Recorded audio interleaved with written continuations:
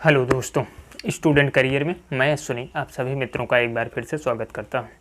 साथियों, सीटेट से संबंधित लगातार कक्षाएं आप लोगों को मैं प्रोवाइड करवा रहा हूं। उसी के संदर्भ में आज मैं कुछ महत्वपूर्ण मैथ पेडागोजी से संबंधित क्वेश्चंस को कलेक्ट कर रखा है। उसी पर आज हम लोग डिस्कशन करेंगे।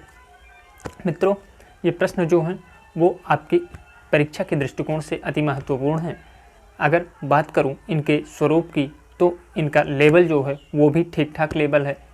कुछ क्वेश्चन जो हैं वो एनसीईआरटी बेस्ड हैं और कुछ प्रीवियस ईयर हैं, तो हम इन्हें सॉल्व करेंगे और इनसे संबंधित जो भी कंक्लूजन आएगा आप उन्हें कलेक्ट करिएगा, क्योंकि ये प्रैक्टिसेस जो हैं वो आपको एग्ज़ाम में कैसे क्वेश्चंस को अटेम्प्ट करना है उसमें काफ़ी मदद करेंगे। मित्रों, कहते हैं practices makes perfect a man, तो ध्यान दीजिएगा। इसलिए एक एक चीज़ों को हम देखते हैं। आइए पहले प्रश्न पर चर्चा करते हैं। पहले प्रश्न की बात करें तो पूछा गया है कि कक्षा 2 के विद्यार्थी को एक शिक्षक योग यानी जोड़ सिखा रहा है।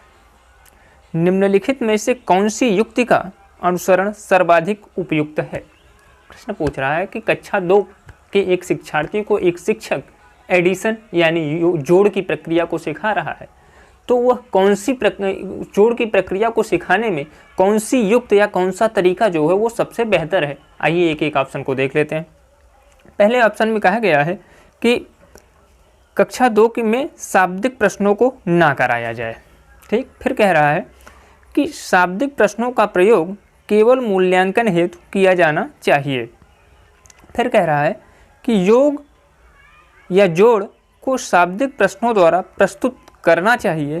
फिर कह रहा है कि शाब्दिक प्रश्नों को अध्याय के अंत में कराया जाना चाहिए। देखिए एक एक ऑप्शंस को हम एलिमिनेट करते हैं।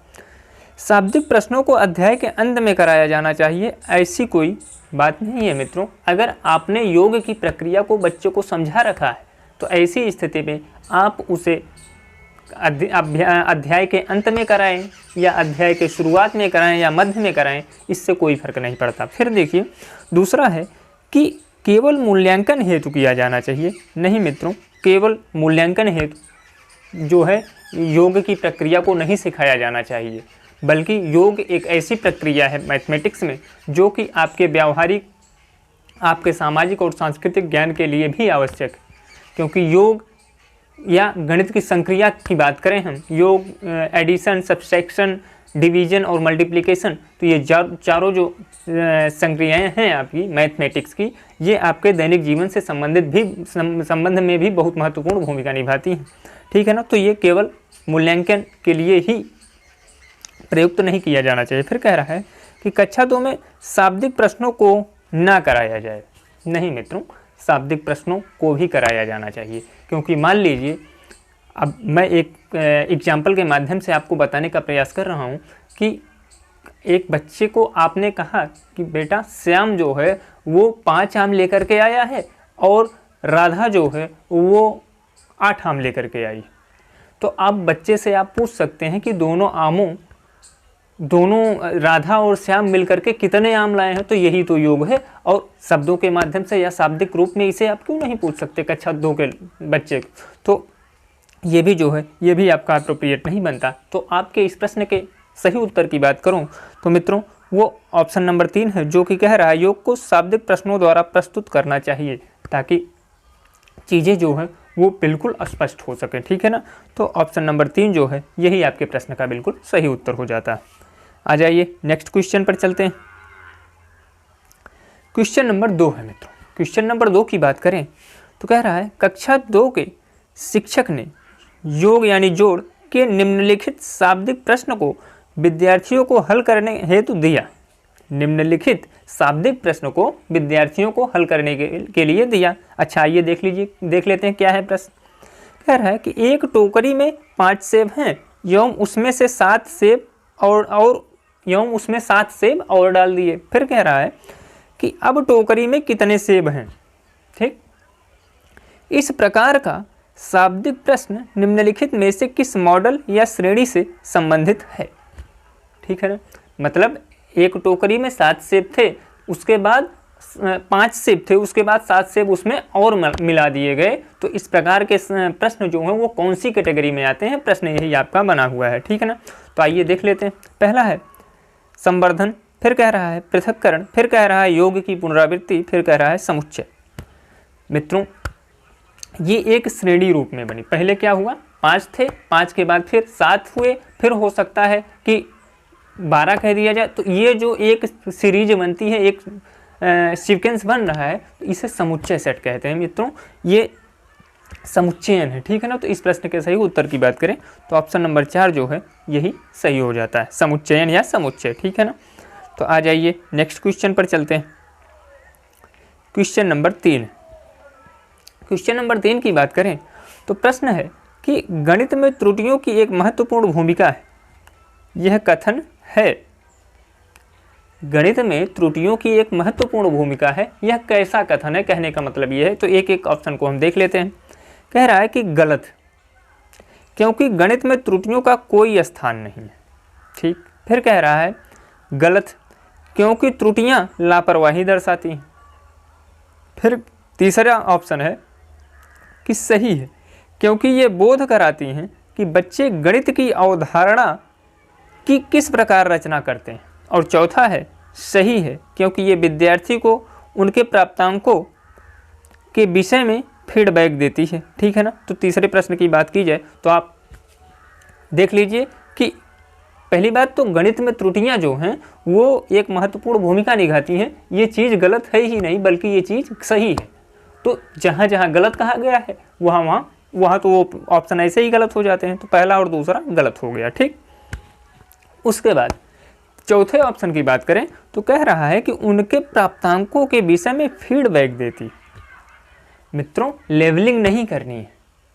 NCF, RT, NEP 2020 जो अभी जल्दी आया, तो सारी चीज़ें ये आपको कहती हैं कि आपको किसी बच्चे को कैटेगराइज नहीं करना है, उसकी लेबलिंग नहीं करनी। इसलिए ये ऑप्शन नंबर 4 जो है ये भी गलत हो गया, ठीक है ना। सही उत्तर की बात करें तो यह बोध कराती है कि बच्चे गणित की अवधारणा की रचना किस प्रकार कर रहे हैं, क्योंकि ज़रूरी नहीं है कि जब आप बच्चे को गणित पढ़ाएंगे तो पहले ही अटेम्प्ट में सारी चीज़ें समझ जाएगा। अगर बच्चा प्राथमिक स्तर का है या किसी भी स्तर का है तो आप देखेंगे कि जब उस बच्चे को कोई चीज़ आप बताएंगे तो हो सकता है वो पहले अटेम्प्ट में ना समझ पाए, लेकिन एक और जब वो उसे सॉल्व करे तो हो सकता है पहले अटेम्प्ट में ना सॉल्व कर पाए, कुछ कर पाए और कहीं जा करके त्रुटियाँ कर दे। तो त्रुटियाँ जो हैं वो गणित में एक महत्वपूर्ण भूमिका निभाती हैं, ठीक है ना। तो इस प्रश्न के सही उत्तर की बात करें मित्रों तो वो ऑप्शन नंबर जो है 3 बन जाता है, ठीक है ना। आ जाइए नेक्स्ट क्वेश्चन पर चलते हैं। Question number 4। मित्रों ये प्रश्न जो है ये आपके एग्जाम के पॉइंट्स ऑफ व्यू से वेरी वेरी इंपॉर्टेंट, क्योंकि ऐसे प्रश्न आपको एग्जाम में बिल्कुल दिखाई देंगे। अगर हूबहू नहीं तो इस नेचर के प्रश्न आपको एग्जाम्पल में मिलेंगे ही मिलेंगे, ये 100% दावा है मेरा, क्योंकि ये वो प्रश्न हैं जो कि सीटेट एग्जाम्स के फेवरेट क्वेश्चंस हैं मित्रों। आइए इस क्वेश्चन को देखते हैं। प्रश्न बना है कि कक्षा 4 के विद्यार्थी को समझाने के लिए 1/10, 1/100, 1/10, 1/100 से बड़ा है, निम्नलिखित में से कौन सी शिक्षण अधिगम सामग्री यानी TLM, टीचिंग लर्निंग, M मतलब मटेरियल, ठीक है ना, सर्वाधिक उपयुक्त है। 1/10 जो है वो 1/100 से बड़ा है। यह बताने के लिए एक कक्षा 4 के विद्यार्थी को नीचे दिए गए जो TLMs हैं, शिक्षण अधिगम सामग्रियां हैं, इनमें से कौन सी शिक्षण अधिगम सामग्री सर्वाधिक उपयुक्त है वही आपको छांटना है। दिया गया है एक डाइंस ब्लॉक, फिर कह रहा है संख्या चार्ट, फिर कह रहा है गिन तारा एबेकस, फिर कह रहा है 10x10 वर्गीकृत ग्रिड। मित्रों संख्या चार्ट की बात करें तो आप देखते हैं संख्या चार्ट में ये चीज़ें आपको दिखाई देती हैं, उसके बाद इस तरीके से बना दिया जाता है ना। तो इसमें क्या होता है वो पहले यहाँ आपको दिखा देंगे 1/10 की स्थिति बताएं तो 10 1 कर देंगे, 10 2 कर देंगे, ठीक है ना। उसी प्रकार फिर ये नीचे ले जा करके 1/100 कर देंगे, 2/100 कर देंगे। तो आप देखेंगे कि इसके माध्यम से बच्चा जो है वो मूर्त रूप में चीज़ों को आसानी से समझ पाएगा, ठीक है ना। गिनतारा की बात करें तो गिनतारा जो होता है, एबेकस जो होता है, ये मित्रों गिनती सीखने या सिखाने के काम में आता है।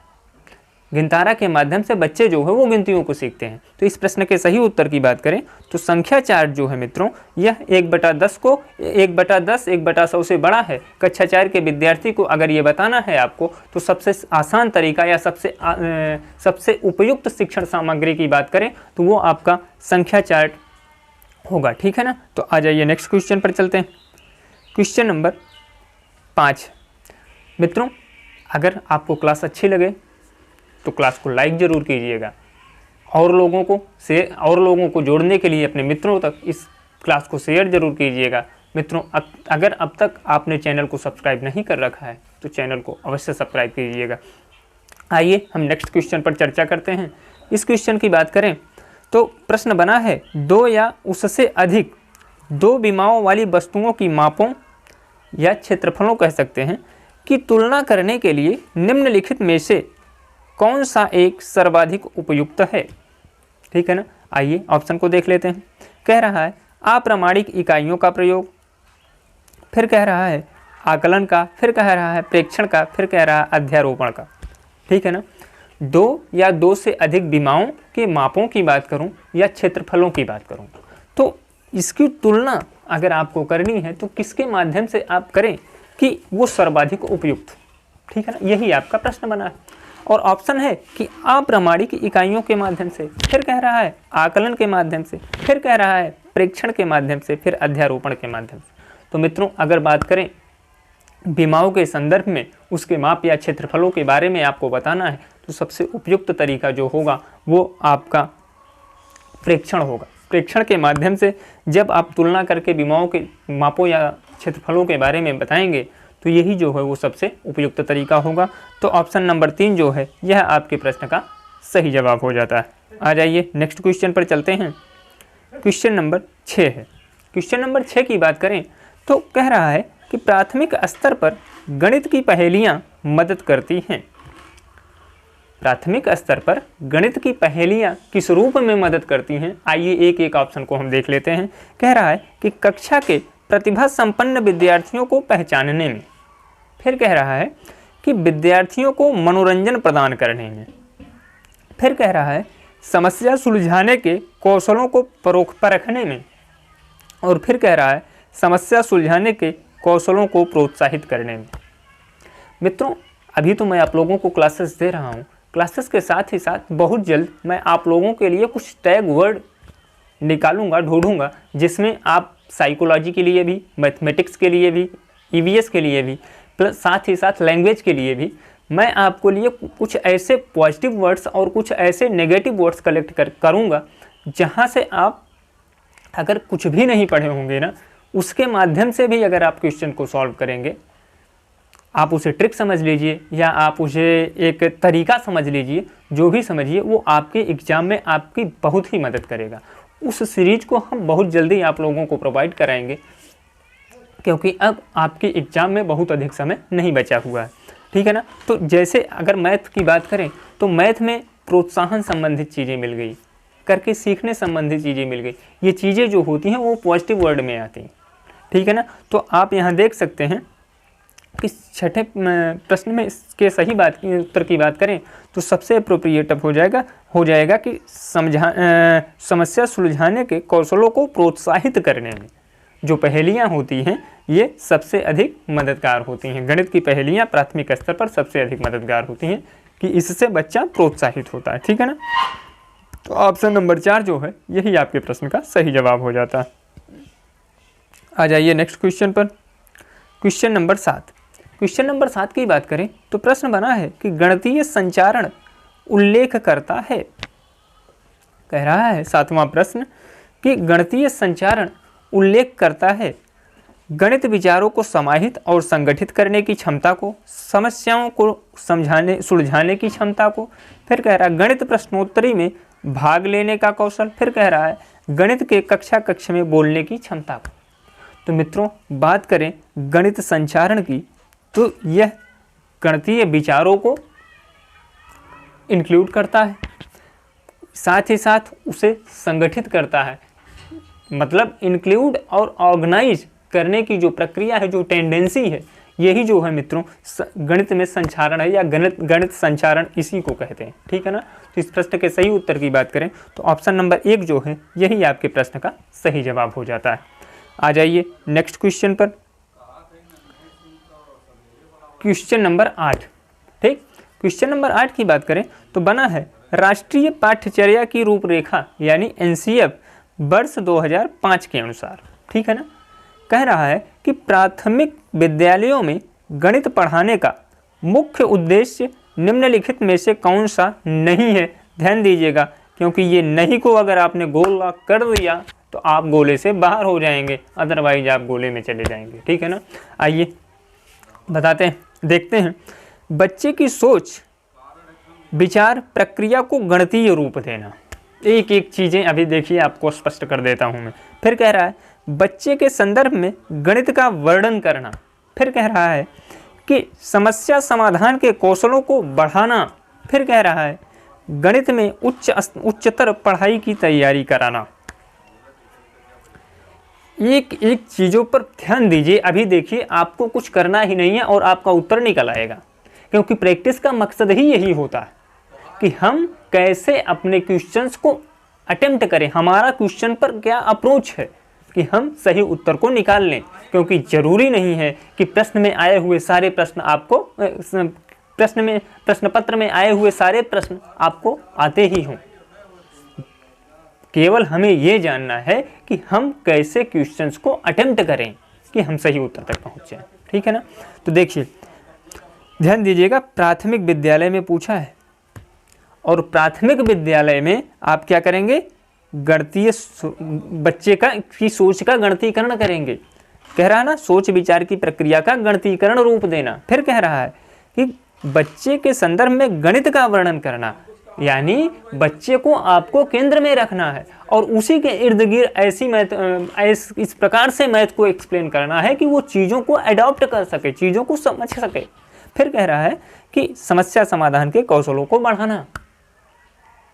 बच्चा जब छोटा होता है, प्राथमिक स्तर पर विद्यालय में प्रवेश लेता है, तो आप देखते हैं कि उसे समस्या समाधान के बारे में बहुत कम जानकारियाँ होती हैं। तो अध्यापक का ये कर्तव्य बनता है कि उसे एक ऐसा वातावरण दें जिससे समस्या समाधान के कौशल का विकास हो सके। और जब समस्या समाधान के कौशल का विकास होगा तो धीरे धीरे बच्चे के तार्किक और मानसिक क्षमता जो होगी वो बढ़ेगी। ठीक है ना। तो दिए गए पहले, दूसरे और तीसरे ये तीनों ऑप्शन जो हैं वो बिल्कुल सही होते हैं। और चौथा ऑप्शन जो ये कह रहा है कि गणित में उच्चतर पढ़ाई की तैयारी करना, नहीं मित्रों, प्राथमिक शिक्षक में प्राथमिक कक्षाओं में एनसीएफ जो है इसकी सिफारिश नहीं करता। तो प्रश्न आपका पूछा है कि कौन सा एनसीएफ का उद्देश्य नहीं है प्राथमिक शिक्षक में गणित का, तो ऑप्शन नंबर 4 जो है यही उद्देश्य नहीं है। तो जो उद्देश्य नहीं है वही प्रश्न पूछा गया है, तो यही ऑप्शन नंबर 4 जो है यही आपके प्रश्न का सही जवाब हो जाता है। आ जाइए नेक्स्ट क्वेश्चन पर चलते हैं। क्वेश्चन नंबर 15 है, सॉरी क्वेश्चन नंबर 9 है। क्वेश्चन नंबर 9 की बात करें मित्रों तो प्रश्न बना है कि प्राथमिक स्तर पर गणित की पाठ्य पुस्तकों की सबसे अधिक महत्वपूर्ण विशेषता निम्नलिखित में से कौन सी है। गणित की पुस्तकों की सबसे अधिक महत्वपूर्ण विशेषता निम्नलिखित में से कौन सी है। तो आइए देख लेते हैं। पहला है कि संकल्पनाओं का उच्चतर कक्षाओं से संबंध जोड़ा जाना चाहिए। ध्यान दीजिएगा, अभी अभी कुछ चर्चाएं हुई हैं इससे संबंधित, ठीक इससे ऊपर के ही प्रश्न में। फिर कह रहा है कि संकल्पनाओं को जटिल से सरल रूप से प्रदर्शित किया जाना चाहिए। फिर कह रहा है संकल्पनाओं को पूर्णतया श्रेणीबद्धता में प्रस्तुत किया जाना चाहिए। फिर कह रहा है कि संकल्पनाओं, 9वां प्रश्न, कि संकल्पनाओं को मूर्त से अमूर्त रूप में प्रस्तुत किया जाना चाहिए। अब ध्यान दीजिए, बात कर रहा है प्राथमिक स्तर की, ठीक है ना, और कह रहा है कि सबसे महत्वपूर्ण विशेषता कौन सी है, यानी 3 विशेषताएं जो दी गई हैं वो महत्वपूर्ण नहीं। ठीक, देखिए संकल्पनाओं का उच्चतर कक्षाओं से संबंध जोड़ा नहीं मित्रों, आपको बच्चे को प्राथमिक कक्षा में पढ़ाना है, ना कि हायर एजुकेशन के लिए तैयार करना है कि वो बच्चा मैथमेटिक्स पढ़े। ठीक है ना, वो जहाँ है उसी के लेवल के कौशलों का विकास उस विद्यार्थी में करना है। ठीक है ना, तो ये तो गलत। जटिल से सरल नहीं मित्रों, सरल से जटिल की तरफ ले जाइए। ठीक, फिर कह रहा है पूर्णतया श्रेणीबद्धता में प्रस्तुत करना, मतलब हाई लेवल मैथमेटिक्स में ले जाकर के ये आपको बच्चे को कर दे रहे हैं, तो मतलब ही क्या निकलेगा। अगर बात की जाए प्राथमिक स्तर पर गणित के पाठ्य पुस्तकों में समाहित करने की बात, या उस पुस्तक की महत्वपूर्ण विशेषता क्या होनी चाहिए, तो सीधी सी बात है कि आप बच्चे को, या उस पुस्तक में वो चीज़ें वर्णित की जानी चाहिए कि बच्चे जो कि ये विशेषता बताती हो कि मूर्त से अमूर्त की ओर ले जाती हूँ, यानी जो ऑप्शन नंबर 4 दिया गया, संकल्पनाएं जो हैं वो मूर्त से अमूर्त रूप में, यानी वो पहले कुछ ऐसी चीज, जैसे मान लीजिए कि अगर वो सेब के बारे में बताना चाहता है तो वहाँ पर सेब का चित्र भी हो, क्योंकि बच्चा जो है वो अपने बचपन में या जो भी उसकी उम्र है उस उम्र के दौरान वो अपने परिवार में, नाते रिश्तेदार में या अपने आस पड़ोस में सेब के फल को देखा है। तो जब सेब के चिन्ह को वो देखा है तो उस मूर्त रूप को जब वो देखेगा तो उससे कनेक्ट करके जो उससे कुछ अमूर्त चीज़ें करने के लिए कहेंगे या तो वो बच्चा उस चीज़ को कर पाएगा। ठीक है ना, तो इस प्रश्न के सही उत्तर की बात करें तो ऑप्शन नंबर 4 जो है यही आपके प्रश्न का सही जवाब बन जाता है। आ जाइए नेक्स्ट क्वेश्चन पर। क्वेश्चन नंबर 10 है। क्वेश्चन नंबर 10 बना है मित्रों, कह रहा है कि ज्यामितीय समझ को विकसित करने के लिए निम्नलिखित में से कौन सा श्रेणी क्रम सही है। ध्यान दीजिएगा, ज्यामितीय समझ को, ज्योमेट्रिक अंडरस्टैंडिंग को डेवलप करने के लिए कौन सा तरीका अच्छा है, तो आइए देख लेते हैं।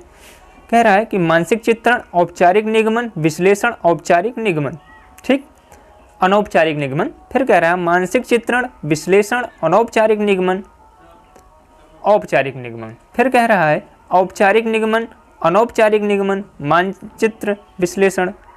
फिर कह रहा है कि मानसिक चित्रण, विश्लेषण, औपचारिक निगमन, अनौपचारिक निगमन। आप चीज़ों को ध्यान से देखिए, एक एक ऑप्शन को देखिए। जहाँ बात कह रहा है मानसिक चित्रण की, तो सबसे पहले आपको मानसिक चित्रण ही करना है। अगर ज्यामितीय रचना की बात करें तो मान लीजिए आपको किसी त्रिभुज के क्षेत्रफल की बात की गई है, ठीक है ना, किसी त्रिभुज का क्षेत्रफल आपको निकालना है, तो सबसे पहले आप क्या करेंगे, त्रिभुज को देखेंगे, ठीक है ना, तो ये हो गया आपका मानसिक चित्रण। उसके बाद आप क्या करेंगे, आप उसका विश्लेषण करेंगे कि इस त्रिभुज में दिया क्या क्या गया है और हमें निकालना क्या है। ठीक, मान लीजिए ये त्रिभुज दिया गया है और इसमें कह दिया गया है कि ये ए हो गया, ये बी हो गया, ये सी हो गया, पॉइंट बी से ए सी पर लंब डाल दिया गया है। ठीक, और आपको 3, 4, 5 दिया गया है। ठीक, और उसके बाद ये कह दिया गया है कि आपको ये आप मान लीजिए डी, और कह दे कि बी और डी की लंबाई निकालनी है आप। तो ऐसी परिस्थिति में क्या होगा मित्रों, आप ये विश्लेषण करेंगे कि क्या क्या चीज़ें दी गई हैं और आपको क्या निकालना है। ठीक, फिर आपको क्या करना होगा, फिर आप औपचारिक निगमन करेंगे। औपचारिक निगमन इन द सेंस मित्रों कि आप देखेंगे कि इसमें कौन से फार्मूले लगेंगे, इसमें हमें कौन सा मेथड लगाना है, और जब ये सारी चीज़ें आप कर लेंगे तब आप उसका अनौपचारिक निगमन करेंगे। इन द सेंस आप पूरे सवाल को क्या करेंगे, सॉल्व करेंगे। ठीक है ना, तो ये क्रम जिस भी ऑप्शन में दिया गया है उस ऑप्शन को आप देखिए और वही आपके प्रश्न का बिल्कुल सही जवाब होता है। यानी सबसे पहले आप क्या करेंगे, मानसिक चित्रण करेंगे, फिर आप क्या करेंगे, विश्लेषण करेंगे उसका, फिर आपको क्या करेंगे, औपचारिक निगमन करेंगे, और इसके बाद आप उसका अनौपचारिक निगमन करेंगे। आइए ऑप्शन को हम देख लेते हैं। यह दिया गया है किस ऑप्शन में, पहला है मानसिक चित्रण औपचारिक नहीं होगा, क्योंकि मानसिक चित्रण के बाद विश्लेषण करना है आपको। मानसिक चित्रण, विश्लेषण, ठीक, अनौपचारिक निगमन नहीं मित्रों, अनौपचारिक के पहले आपको औपचारिक निगमन करना है, तो ये भी गलत हो गया। और ये तो सीधे हो गया। यहाँ दिया देखिए मानसिक चित्रण, विश्लेषण, औपचारिक निगमन और अनौपचारिक निगमन, यही आपके प्रश्न का बिल्कुल सही जवाब हो जाता है। ऑप्शन नंबर 4 जो है ये आपके 10वें प्रश्न का बिल्कुल सही आंसर है मित्रों। क्लास आपको कैसी लग रही है ये कमेंट करके ज़रूर बताइएगा मित्रों। साथ ही साथ अगर आपने अब तक हमारे चैनल को सब्सक्राइब नहीं कर रखा है तो चैनल को ज़रूर सब्सक्राइब कीजिएगा साथियों। आइए नेक्स्ट क्वेश्चन पर चलते हैं। क्वेश्चन नंबर 11 की बात करते हैं। क्वेश्चन नंबर 11 की बात करें तो प्रश्न बना है कि निम्नलिखित में से कौन सा कथन सही है। ठीक, आइए देख लेते हैं। संख्या 9 के बाद शून्य का परिचय दिया जाना चाहिए। ठीक, फिर कह रहा है कि स्थानीय मान सिखाते समय शून्य का परिचय दिया जाना चाहिए। ठीक, तीसरा ऑप्शन है पढ़ाई जाने वाली प्रथम संख्या शून्य होनी चाहिए। और चौथा ऑप्शन कह रहा है कि बच्चों को संख्या ज्ञान विकसित होने के बाद शून्य का परिचय दिया जाना चाहिए। प्रश्न है शून्य के संदर्भ में कि शून्य का ज्ञान बच्चे को कब दिया जाना चाहिए। देखिए एक बात तो बिल्कुल स्पष्ट है कि बच्चा शून्य के महत्व को तभी समझेगा जब उसे संख्या का ज्ञान होगा।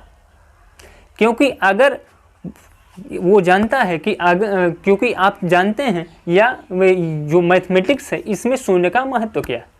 अगर किसी संख्या के दाहिनी ओर शून्य को लगा दिया जाता है तो वो संख्या जो होती है 10 गुनी बढ़ जाती। लेकिन अगर आपको संख्या का ज्ञान ही नहीं होगा तो शून्य का कोई महत्व ही नहीं होगा। और अगर जबकि वही शून्य जो है संख्या के बाईं ओर लगा दिया जाएगा तो उसका कोई महत्व ही नहीं। तो मतलब सीधा सा है कि अगर आपको शून्य के बारे में बताना है तो पहले आपको संख्या की जानकारी देनी होगी। ठीक है ना। तो ऑप्शन को देख लीजिए। चौथा ऑप्शन दिया गया है कि बच्चों में संख्या ज्ञान विकसित होने के बाद शून्य का परिचय दिया जाना चाहिए। क्योंकि जब तक बच्चा संख्या नहीं जानेगा तब तक वह शून्य के महत्व को नहीं समझ पाएगा। ठीक है ना। तो ऑप्शन नंबर 4 जो है यही आपके प्रश्न का बिल्कुल सही जवाब है मित्रों। आ जाइए नेक्स्ट क्वेश्चन पर चलते हैं।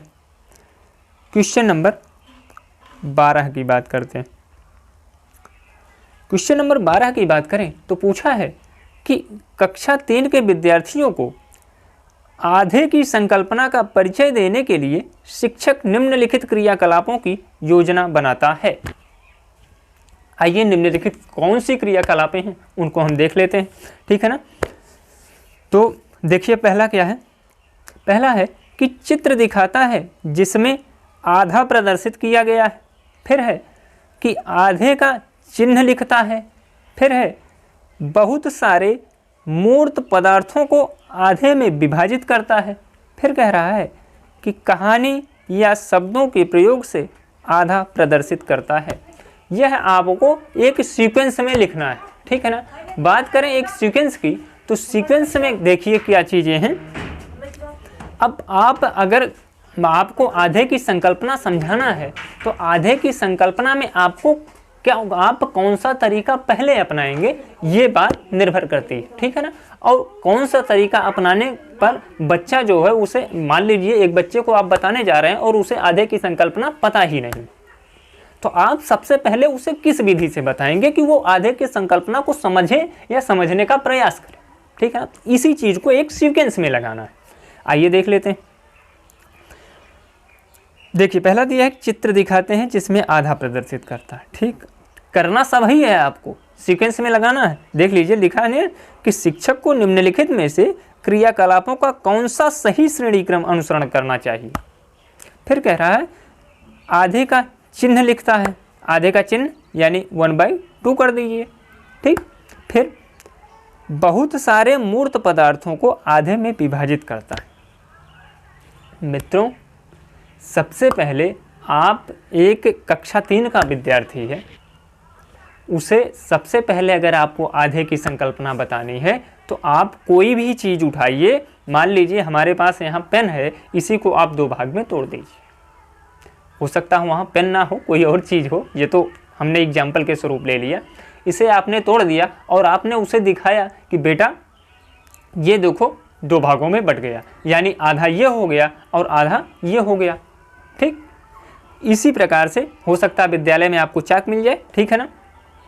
अब देखिए ये तरीका जो हुआ ये सबसे आसान तरीका हो गया।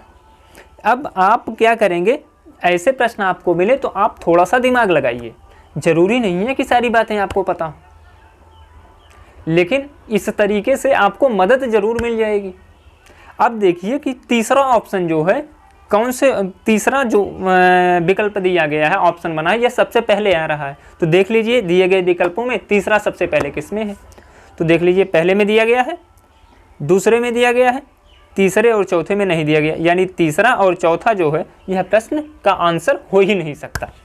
यानी अब आपके प्रश्न सही होने की पॉसिबिलिटी जो है वो 50% बन गई। या तो आपका प्रश्न या तो पहला सही होगा या तो दूसरा सही होगा। आ जाइए नेक्स्ट पर चलते हैं। ठीक, नेक्स्ट की बात करते हैं। अब देखिए आधे का चिन्ह दिखाएंगे आप या चित्र दिखाएंगे जिसमें आधा प्रदर्शित किया गया। तो ध्यान दीजिए, अभी अभी आपने बच्चे को बताया कि बेटा देखो ये एक था, इसे हमने दो आधे आधे भागों में बांट दिया। ठीक, दो चीजें हो गई। अब आप ये करके दिखाए, इसके बाद आप उसे इसी को चित्र के माध्यम से दिखा सकते हैं जहां आधे आधे का चित्र बना। ठीक, तो ये चीजें जो हैं वो तुरंत पकड़ लेगा कि हाँ अभी सर ने हमें आधा दिखाया है चाक तोड़ करके, और अब यही चीजें जो हैं वो चित्र के माध्यम से दिखाई जा रही। ठीक है ना। तो अब कहाँ आ गई बात, पहले पर बात आ गई। पहले आपने करके दिखाया, मूर्त वस्तु को दिखाया चाक को तोड़ करके कि बेटा ये देखो आधा हो गया। फिर उसी चीज को आपने चित्र के माध्यम से दिखा दिया। ठीक, ये दोनों चीजें हो गई। और अब देखिए यहीं आपको आपका उत्तर मिल गया, आगे आपको नहीं जाना। ये देखिए तीसरे के बाद पहला, और उसके बाद यही अगर आप आगे देखें या ना देखें आपका आंसर जो है वो बिल्कुल सही हो गया। ठीक, इसके बाद आप जिस पर जाएंगे वह होगा, देखिए ये होगा कहानी या शब्दों के प्रयोग से आधा प्रदर्शित करेंगे। और जब ये सारी चीज़ें आप बता देंगे बच्चे को, एक मौखिक रूप से उसके दिमाग में ये संकल्पना भर देंगे, बता देंगे, आपको कॉन्सेप्ट उसका क्लियर कर देंगे कि आधा होता क्या है, तब आप उसको चिन्ह के माध्यम से बताएंगे कि 1/2 जो है वो आधा होता है। ठीक है ना। हम उम्मीद करते हैं कि आपको ये प्रश्न जो है वो बिल्कुल क्लियर हो गया होगा मित्रों, क्योंकि जिस तरीके से मैंने आपको इसे समझाने का प्रयत्न किया है नहीं कोई बता पाएगा। 100% मित्रों अगर आप इसी तरीके से बने रहे हमारे साथ तो सीटेट आपकी मुट्ठी में होगा। ये हमारी 100% गारंटी है कि आप सीटेट आसानी से क्वालिफाई कर जाएंगे। तो इस प्रश्न के सही उत्तर की बात करें तो ऑप्शन नंबर 3 जो है, ऑप्शन नंबर 1 जो है यही आपके प्रश्न का सही जवाब हो जाता है। आ जाइए नेक्स्ट क्वेश्चन पर चलते हैं। क्वेश्चन नंबर 13 की बात करते हैं। क्वेश्चन नंबर 13 पूछा है मित्रों, कहा है कि कक्षा 1 और 2 के गणित शिक्षण और अधिगम के लिए निम्नलिखित में से कौन सा सही है। ठीक है ना, कक्षा 1 और 2 की बात कर रहा है। तो आइए देख लेते हैं। पहला ऑप्शन है कि अभ्यास के लिए बहुत अधिक अवसर उपलब्ध कराए जाने चाहिए। ठीक, कक्षा 1 और 2 में केवल गणित के मौखिक प्रश्नों को कराया जाना चाहिए। फिर कह रहा है कि गणित का अन्य विषयों जैसे कि भाषा, कला इत्यादि से समाकलन किया जाना चाहिए। फिर कह रहा है कि ध्यान दीजिएगा कि कक्षा 1 और कक्षा 2 के गणित 2 में गणित को पढ़ाया ही नहीं जाना चाहिए। ये तो बहुत ही अप्रत्याशित सी बात हो गई मित्रों कि अगर आप क्लास गणित ही नहीं पढ़ाएंगे तो बेचारा बच्चा जो है वो तो बेचारा ही रह जाएगा गणित के मामले में। फिर कह रहा है केवल मौखिक प्रश्नों को कराया जाना चाहिए। जी नहीं। फिर अब प्रश्न ऑप्शन बच गया 1 और 3, यानी या तो 1 सही होगा या तो 3 सही होगा। ठीक है ना। तो आइए देख लेते हैं। अभ्यास के लिए बहुत अधिक अवसर उपलब्ध कराए जाने चाहिए। नहीं मित्रों, इतना अभ्यास ना कराइए कि बच्चा ऊब जाए। ठीक है ना, बल्कि तीसरा ऑप्शन कह रहा है कि गणित का अन्य विषयों जैसे कि भाषा, कला इत्यादि से समाकलन किया जाना चाहिए, मतलब जोड़ करके पढ़ाया जाना चाहिए। आप भाषा, कला इत्यादि चीज़ों को, जैसे आप कला बता रहे हैं तो इतना सेंटीमीटर या इतना मीटर या कोई भी चीज़ें लेकर के आप लंबाई चौड़ाई चीज़ें बताते रहेंगे तो ये क्या हुआ, कला के साथ मैथमेटिक्स को आपने कनेक्ट किया कि नहीं किया। तो इस तरीके से पढ़ाने का प्रयास करेंगे आप। तो जो प्राथमिक स्तर यानी कक्षा 1-2 के लिए चीज़ें हैं तो वो गणित और अधिगम के लिए सही होंगी, ठीक है ना। तो ऑप्शन नंबर 3 जो है यह आपके प्रश्न का सही जवाब हो जाता है। आ जाइए 14वें क्वेश्चन पर। मित्रों 14वें प्रश्न की बात करें तो 14वां प्रश्न न्यूमेरिकल बेस्ड दिया गया है। थोड़ा सा ध्यान दीजिए। अभी ये क्वेश्चन इस तरीके से सॉल्व होगा कि अगर इस तरीके का क्वेश्चन आपके एग्जाम में बना तो आप चुटकी बजा करके इस क्वेश्चन को सॉल्व कर लेंगे। ध्यान दीजिएगा। देखिए 1001 इंटू 111 इक्वल टू, आप ध्यान देंगे, इकाई, दहाई, सैकड़ा, हज़ार, 10,000, लाख, 11 लाख दिया गया है, प्लस 11 इंटू क्या दिया गया, डॉट डॉट डॉट दिया गया है। ये डॉट डॉट जो दिया गया है इसे हम x मान लेते हैं, ठीक। अब ध्यान दीजिए, एक दिया गया है ना, एक को भूल जाइए। पहले आपको क्या करना है, आपको 11 1 यानी 1 2 3 बार 1 दिया गया है, उसमें आप 1000 की गुणा करा दीजिए। मिलेगा क्या आपको, यानी 3 जीरो इसके सामने बढ़ा दीजिए, ठीक हो गया। शेष क्या बचा, अभी एक में आपको 111 से गुणा कराना है, 111 में गुणा कराना। अब 111 गुणे 1 जब करेंगे आप तो क्या मिलेगा आपको, फिर से ध्यान दीजिएगा, ये क्या है 101 है ना, 1001 है ना, 1001 को हम क्या लिख सकते हैं, 1000 प्लस 1 लिख सकते हैं ना। तो आप क्या करना है, गुणा 1000, 101 है ना, तो आपको क्या करना है, ये पहले 1000 में गुणा कराना है प्लस 1000 प्लस 1 में गुणा कराना है। तो ऐसी स्थिति में आप क्या पाएंगे, तो आप पहले जब आप 111 का 1000 में गुणा कराएंगे तो आपको क्या मिलेगा, 1 लाख, आपको इकाई, दहाई, सैकड़ा, हज़ार, 10,000, लाख, 1,11,000 मिल गया, ठीक। उसके बाद आपको क्या करना है, 1000 प्लस 1 था ना, अब एक में जब 111 का गुणा कराएंगे तो आपको 111 मिल जाएगा, यानी 111 को ला करके यहाँ आप जोड़ लीजिए, मिल जाएगा क्या आपको 1 1 1 1 1 1, यानी 1,11,111 मिल गया। अब देखिए इधर आ जाइए, इसमें क्या दिया गया है, इसमें 11,000 दिया गया, ठीक। अब प्लस 11 इंटू एक्स यानी 11x हो गया। अब 11x प्लस क्या हो जाएगा, देखिए 11x प्लस जो है वो 11,000 हो गया, 1,11,000 हो गया। अब इसे आप इधर ले जाएंगे लेफ्ट हैंड राइट साइड, तो लेफ्ट हैंड साइड जब ले जाएंगे तो इससे जो है 1,11,111 से घट जाएगा। अब देखिए 1,11,111 से आप 1,11,000 को घटा दीजिए, ठीक, 1 2 3 4, ठीक। आप इसे घटाएंगे तो मिलेगा क्या आपको 1 1 1 1 और ये दोनों कट जाएंगे, यानी अब बचा क्या आपके पास, यही बचा ना 1,111। अब 1,111 में आपको निकालना क्या है, x का मान निकालना है ना, ध्यान दीजिएगा। तो x बराबर आप निकाल देंगे, x बराबर क्या कर देंगे 1,111/11, और जब 1,111/11 कर देंगे तो आप देखेंगे कि 11 से 1 को काटेंगे 1, फिर 11 से 1 को काटेंगे 1 आ जाएगा, यानी 0। ये आपका आंसर जो हो जाएगा वो 101 हो जाएगा। अब अगर आप इस मेथड से इसे लगाएंगे तो आप आसानी से लगा पाएंगे, और वहीं अगर आपको पता चला 1,001 से 1,111 गुणे 111 किए आप तो लंबा चौड़ा बन गया। और इस तरीके से देखिए कितनी आसानी से आपका ये प्रश्न लग गया और आंसर मिल गया आपको 101, ठीक है ना। तो इस तरीके से आप इस प्रश्न को सॉल्व करेंगे तो आपका त्रुटि होने की संभावना जो होती है, एरर होने की संभावना, पॉसिबिलिटी जो है बिल्कुल ना के बराबर हो जाएगी, और साथ ही साथ आपका टाइम भी बचेगा, ठीक है ना।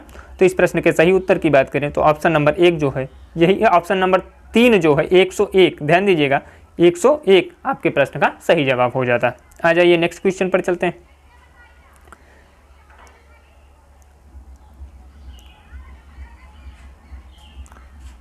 क्वेश्चन नंबर 15 मित्रों, क्वेश्चन नंबर 15 में पूछा गया है कि 15,201 में 5 का स्थानीय मान और 2659 में 6 का स्थानीय मान equal to 7 into dot dot dot, यानी इसे हम x मान लेते हैं।